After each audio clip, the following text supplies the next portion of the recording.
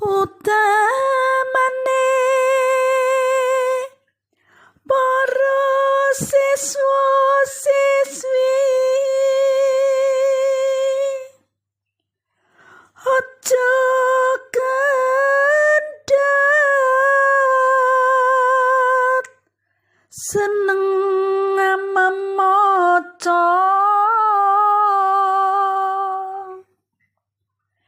prigel nulis lan ngitunge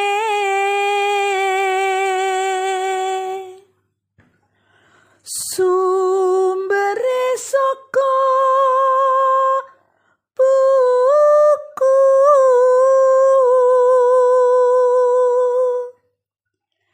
timen dadi bocah kang lantip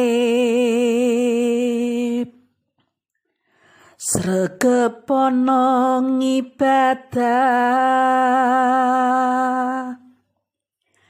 timen tansah emut bekti marang Ibu Rama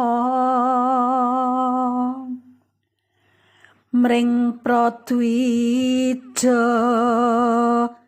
andhap asor ngajeni